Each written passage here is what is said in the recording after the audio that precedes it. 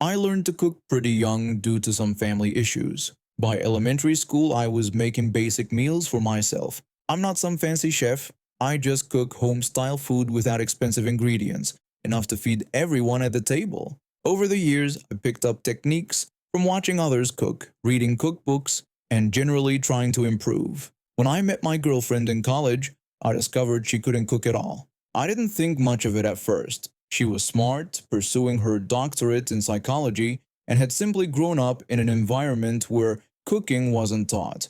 But as our relationship got serious, it became a problem. I was juggling a full undergraduate STEM program while working a full-time job, easily putting in 20 more hours a week than she did with her doctoral program and work-study position. Despite this, I found myself cooking dinner for us every single night during breaks. Eventually, I suggested what I thought was a fair compromise. I told her that I would cook twice for every time she cooked. This meant she would cook twice a week, I would cook 4 times, and we would eat out once. She reluctantly agreed, but those first few weeks were frustrating. Every night it was her turn to cook, we mysteriously ended up ordering takeout. Since we shared our finances, this didn't seem fair to me. I confronted her about our agreement, telling her that I was already doing most of the housework and shopping, and I felt like I was being taken advantage of. She responded with frustration, saying that she would cook the following night. The next evening, I stayed in the kitchen, offering to help if needed. What happened next caught me completely off guard. She stood in the middle of the kitchen, looking lost. Finally, she burst into tears. I asked her what was wrong and what had happened.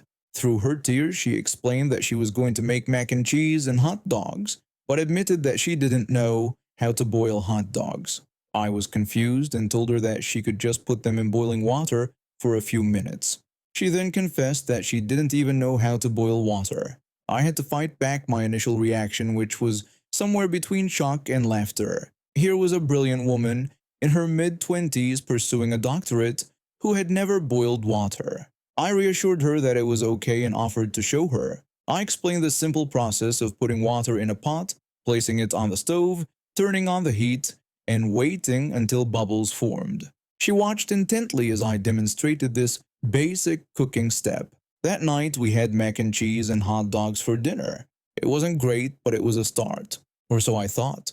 For the next 4 years, yes, 4 years, every time it was her turn to cook, we had the exact same meal, mac and cheese and boiled hot dogs. She never progressed beyond this single recipe. Despite my gentle encouragement, I would occasionally ask if she'd like to try cooking something different that week. She would always respond that she'd be happy to, but then claim she was really in the mood for hot dogs and mac and cheese, suggesting maybe next week would be better for trying something new. Next week never came. My friends started making jokes about it. They called it dirty hot dog water and would ask me how many other uses she had found for it. One friend jokingly suggested that she could make dirty hot dog water soup or perhaps dirty hot dog water cocktails. One Christmas, my friend even gave us matching dirty hot dog water t-shirts. I was mortified, but thankfully, she didn't understand the joke. One of these friends eventually dropped out of school to pursue stand-up comedy and became quite successful, landing a job as a writer for a popular TV show. Whenever he came back to town, his act would inevitably include dirty hot dog water jokes. Some of these jokes even made it onto the national program he wrote for.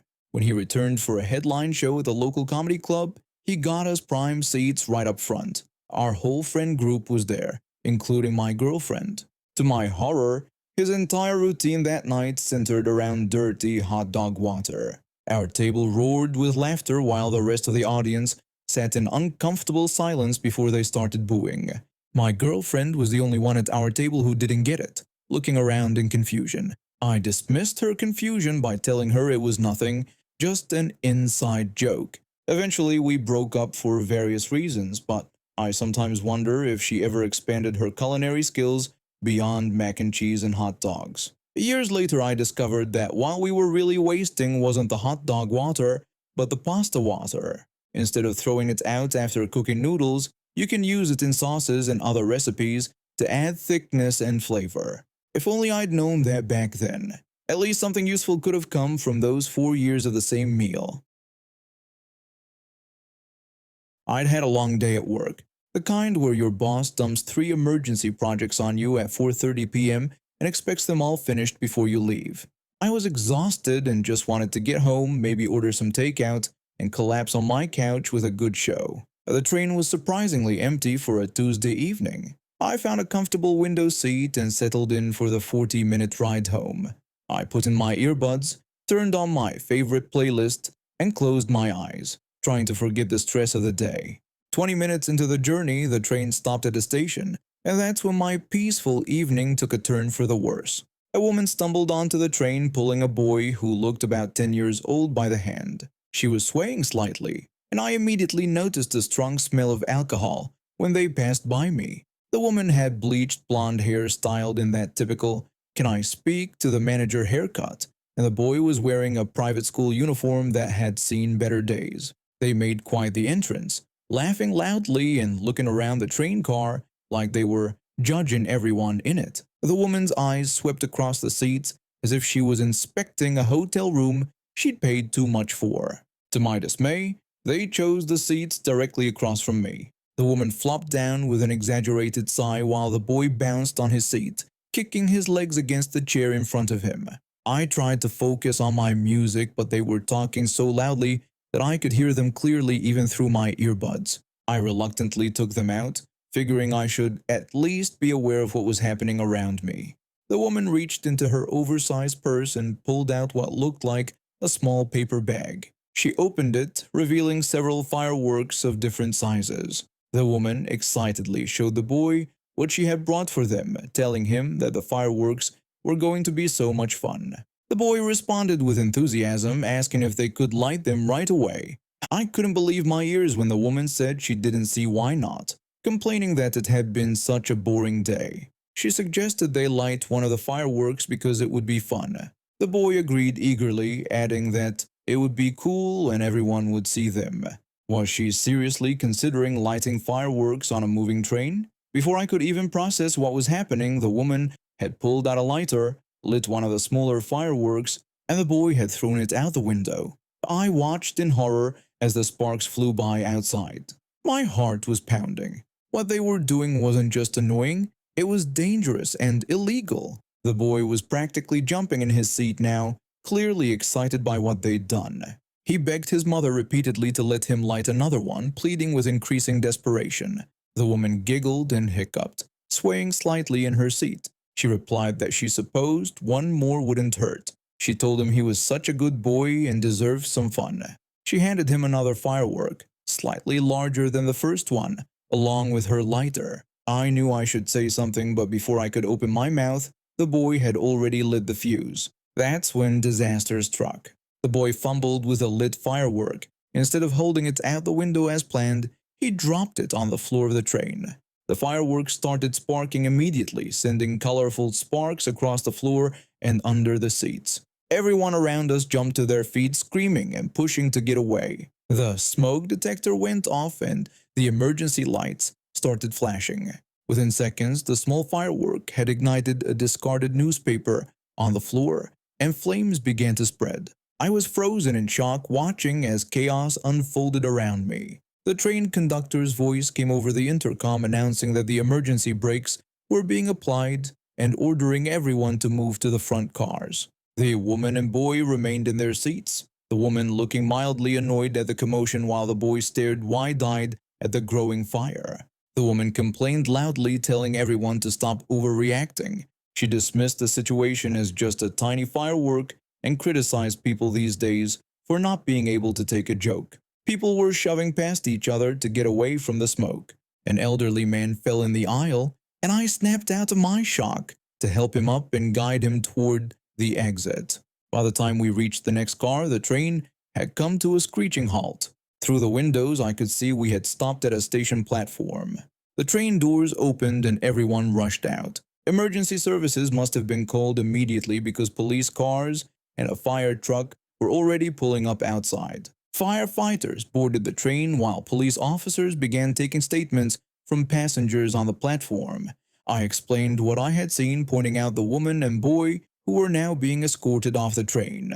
The woman was arguing loudly with the officers, gesturing wildly. The woman was shouting that the situation was ridiculous and that they were just having a bit of fun.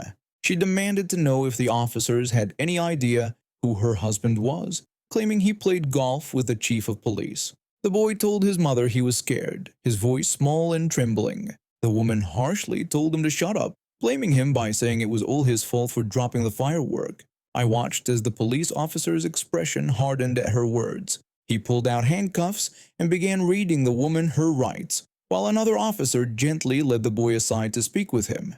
The fire wasn't as bad as it could have been. The quick action of the train staff had prevented it from spreading beyond one section of our car, but the damage was still significant, and the delay affected hundreds of commuters. As they put the woman in the back of a police car, I overheard one officer telling another that they'd found more fireworks in her purse, along with an open bottle of vodka. The boy was being taken to stay with his grandparents, while his mother faced charges of public intoxication, child endangerment, and destruction of public property. I finally made it home 3 hours later than planned. As I unlocked my door, my phone buzzed with a news alert. The incident had already made the local news, complete with a mugshot of the woman looking considerably less entitled with mascara streaking down her face. The next morning I received a call from the police asking if I would be willing to testify about what I had witnessed. I agreed without hesitation. Some people need to learn that their fun doesn't trump everyone else's safety, and I was more than happy to help make that lesson stick. High school was never easy for me. I wasn't the most popular kid, but I wasn't totally invisible either. I just kind of existed in that middle ground where teachers either liked you or forgot about you. I was okay with that balance until our science department went through some major changes. Our school was facing budget cuts, and suddenly teachers were getting laid off left and right. Nobody really explained why, just typical administrative stuff that students aren't supposed to question. My favorite science teacher, who had always encouraged my interest in biology, was one of the casualties. The replacement teacher arrived mid-semester. Let's call her Karen. At first, Karen seemed cool. She had this energetic vibe and promised to make science interesting. But within a week, I noticed something odd. She definitely had favorites, and I definitely wasn't one of them. The first red flag was when I complimented her lesson on cellular respiration. I told her that I found her explanation of the Krebs cycle interesting and that I'd never thought about it that way before. She barely looked up from her desk and just mumbled that I should make sure to take good notes for the test. Yet when one of the popular girls said almost the same thing later, telling Karen that she loved how she explained the process that day, Karen's response was completely different. She thanked the girl warmly, called her sweetie, and even offered to share some extra reading materials with her if she wanted. The bathroom situation was even worse. If I raised my hand during class and asked to use the bathroom, Karen would tell me no, that I needed to sit down and pay attention to class, and that I should go between periods.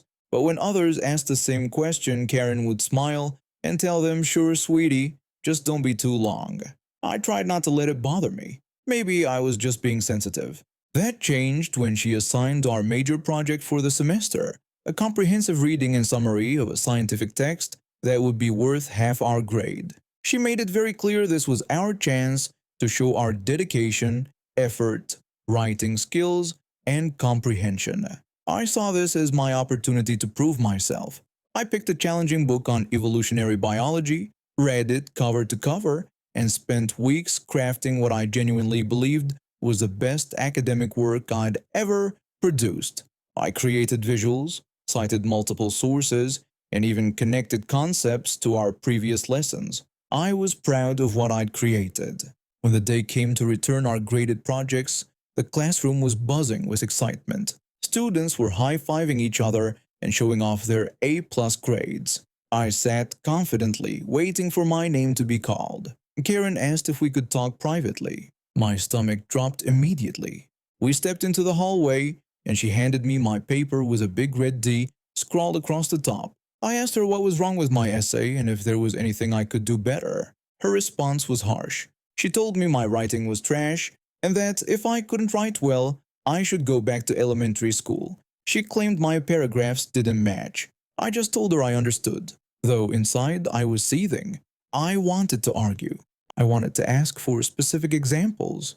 I wanted to point out all the effort I put in. But I just nodded, apologized, and walked away with my supposedly terrible paper clutched in my hand. On the bus ride home, a thought occurred to me. My former science teacher had always praised my writing. What if I asked for a second opinion? I still had his email, so I scanned my paper and sent it to him, asking for honest feedback. He responded the next day. Not only did he think my paper was excellent, but he also said it was college-level work that showed exceptional understanding of the material. No writing errors, no paragraph issues, nothing but praise for what he called a straight A job. Now I was furious. This wasn't about me being sensitive. Karen had deliberately given me an unfair grade, and if she was doing this to me, she was probably doing it to others too. That evening I showed everything to my father. The paper, the grade, and the feedback from my former teacher. Dad's face turned redder than the D on my paper. My father told me that this was completely unacceptable and that he would be calling the school tomorrow. He scheduled a meeting with the principal, the department head, and Karen. I wasn't allowed in the meeting room, but I waited outside. Even through the closed door, I could hear my father's voice rising occasionally. At one point, I heard my father asking Karen what she had to say about calling his son's writing trash. The silence that followed was deafening. I couldn't hear Karen's response, but whatever she said clearly didn't satisfy anyone. The meeting lasted just over an hour. When the door finally opened, Karen stormed out, shooting me a look of pure hatred as she passed. The principal asked to speak with me briefly. She apologized for my experience and assured me that my grade would be reconsidered by the department head. She didn't explicitly mention any consequences for Karen, but her tight-lipped expression told me something was happening.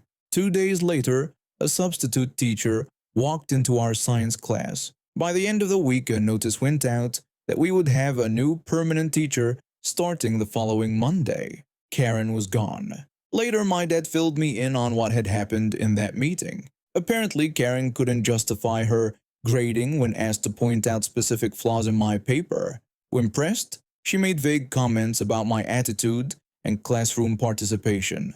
The department head had then pulled a sample of other graded papers and found a clear pattern.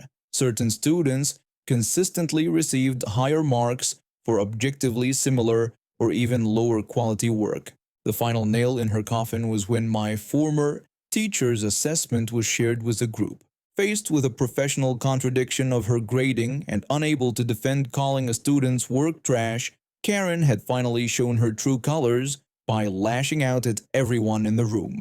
As it turned out, there had already been parent complaints about her favoritism, but mine was the first with concrete evidence. She wasn't just fired for how she treated me. I was simply the case that couldn't be ignored any longer. Sometimes, as Sun Tzu said, the supreme art of war is to subdue the enemy without fighting. I never had to confront Karen directly. I just had to show the truth of what was happening, and she defeated herself with her own behavior. When our new teacher started the following week, the first thing she did was announce that everyone would have the opportunity to resubmit their projects if they felt their grades didn't reflect their work. Several students took her up on the offer. I got my A, but more importantly, I learned that standing up against unfairness isn't just about protecting yourself. It's about making sure others don't face the same treatment.